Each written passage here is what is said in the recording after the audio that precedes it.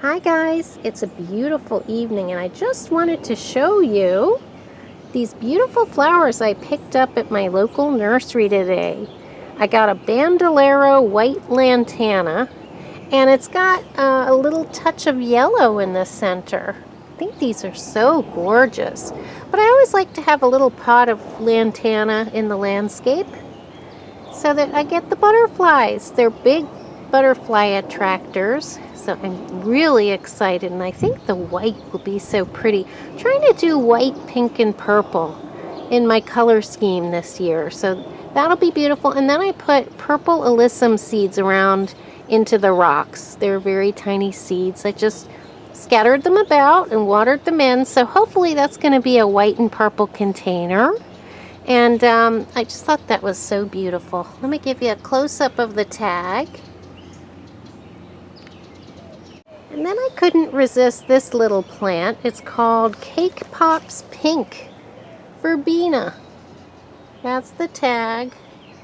But isn't it just wonderful? It really does look like a cake pop, especially that beautiful pinky purple color. So pretty. So I'm hoping that that gets nice and wild coming out of that pot. I always like to have something pretty there, but it also goes in my pink-purple theme. And the dark green leaves are really pretty too, so I'll be looking forward to seeing that one grow and fill out. But aren't those nice choices, guys? Two nice pollinator attractors, and hopefully lots of butterflies will come by. But that is the Cake Pops Pink Verbena. And all of these like full sun, both of these varieties that I've just shown you. But how can you resist with a name like that? It's just brilliant. And I think it'll look really pretty in this teal pot, which my husband gave me a few years ago. Just to show you, this is some alyssum coming up through the rocks in another pot. And I hope I'm giving you a close enough view so you can see how it grows up through the gravel. It's going to be very nice. It's under this evergreen, which I potted in a larger pot. This is one from my tabletop forest, and now it has a larger pot. This is the purple one, guys. This one has so much purple in it. So I think it'll be very happy there. But I just wanted to show you that if you sprinkle some alyssum seed on top of gravel, it'll just grow through the gravel, and it seems to really keep the soil moist enough for that seed to germinate. They're really tiny right now, but they'll be overflowing in the pot in no time. Here's my best rose bush. This one really has a lot of blossoms on it. So beautiful. And look how pretty my variegated hosta looks back here with an Alberta spruce in front of it.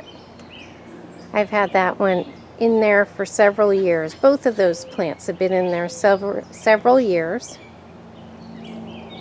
But I really wanted to show you these. They're just gorgeous. Mr. Pleasant Prickles did a great job trimming up this bush.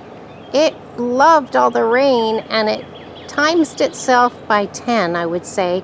It was completely smothering the roses, but he gave it a very nice shape with some electric hedgers. And I'm not allowed to use them because 25 years ago I had a very bloody accident involving 8 stitches. So he does all of the electric yard tools, and I use all the hand yard tools. It's just safer that way. But I think the roses will appreciate getting more light. They were really shaded out by the overgrowth. Here's an aerial view up from my path of the side garden with all the gorgeous hostas, the lily of the valley, and all the hostas beyond. It's just such a pretty view from up here. And I like to show it to you before it gets all tattered in the summer heat. But it's a really pretty landscape, and it's deciduous, mostly deciduous plants. So it's at its prettiest in the spring and early summer. Here's another view of the hostas. They're all along the side here under a big pine. And then they meet up with the lily of the valley. My pot collection here, my euonymus.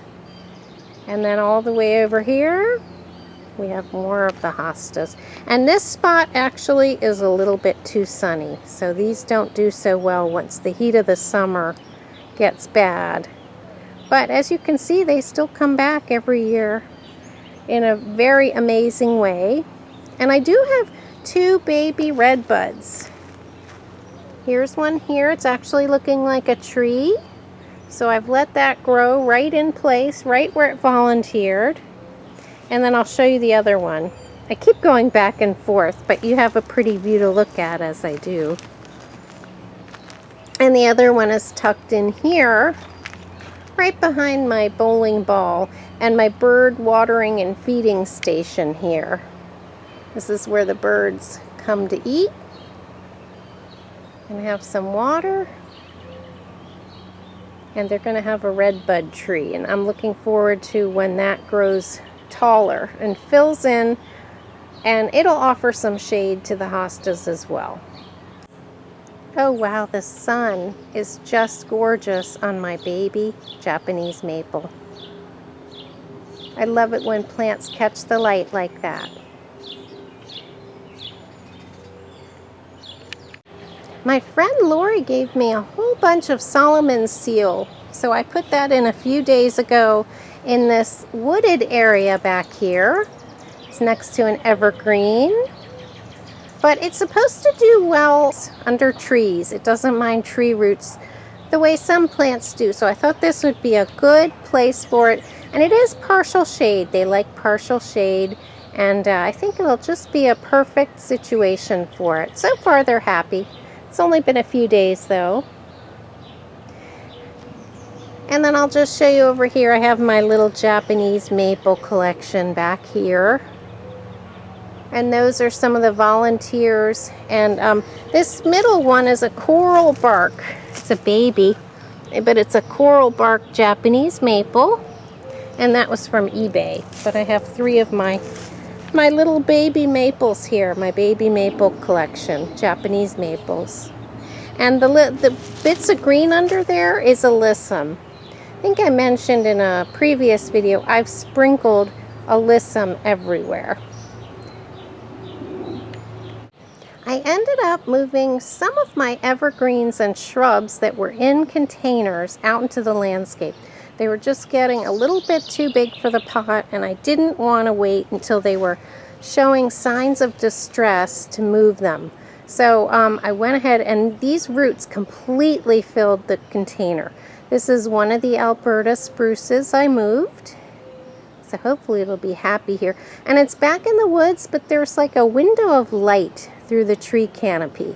And before I moved it, I really looked at my backyard for a few days and examined exactly where I thought there would be enough light for my Alberta spruces to be planted in ground.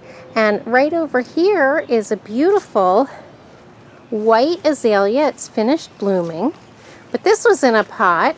My friend Lori had given it to me. I think it looks really great here in the Zen garden. This is the Zen garden. Lots of hostas and fern. And it is a shady garden, but I think it will get just enough sun that it'll be happy. In fact, it might do better if it's not in the blazing sun. And that'll look nice when it fills that space next year with all its white blossoms. I think it'll be a lot happier. The pot it was in was actually quite small. Some of my black-eyed Susans and all the Joe Pye weed have come back. So that's popping up behind my raised garden bed back here. I put some strawberries in it. They're pine berries. They're the white type of strawberries, and they're starting to make some strawberries. They were just in one of those stacking containers with not much soil, and they were quite neglected, so I think they'll be a lot happier here. Even though this isn't a lot of sun, Still think they'll be a lot happier here. They get some afternoon sun, and that should be fine. And then here's where I put the other Alberta spruce that was in a pot. And again, this one had completely filled the container with all its roots, so it was really time to plant these out. And I ended up putting smaller ones in the containers that they came out of. Here's another perspective of where the Alberta spruce is. I think it'll be a nice touch of evergreen interest back here. A lot of the things I have back here are deciduous or annuals and vegetables, so they die back in the winter.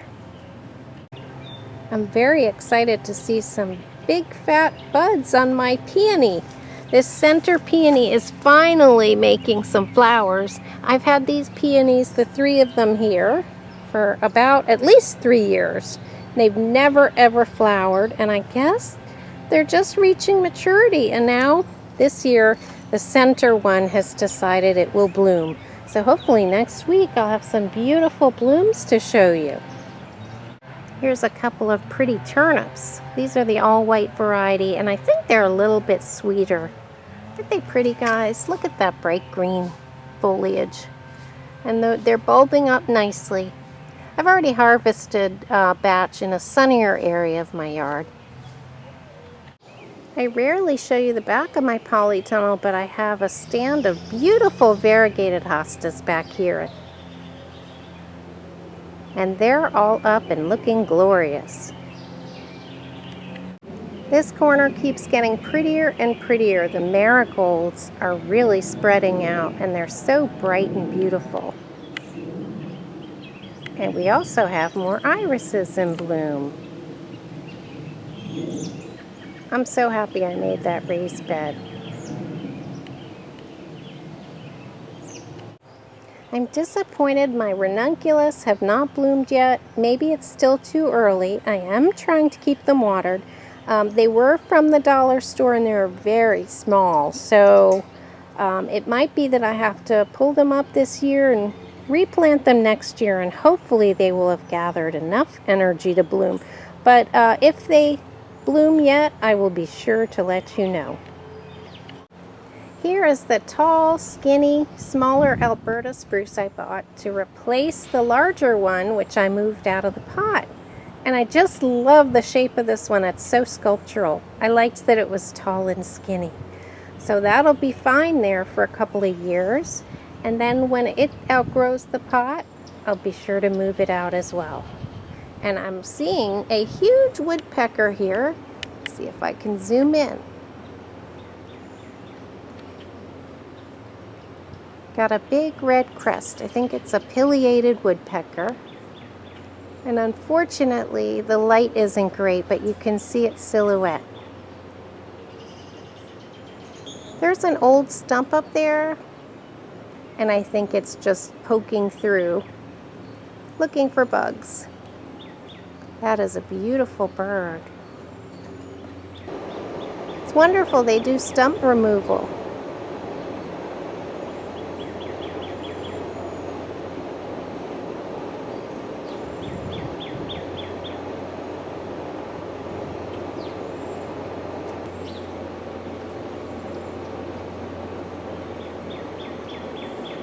Hope you can see the bright red crest.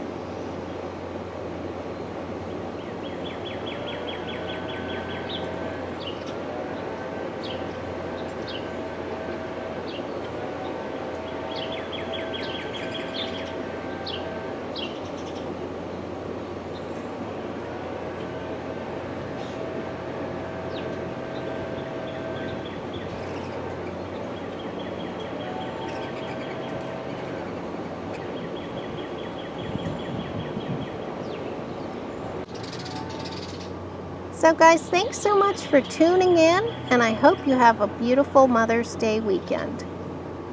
I'll see you next time.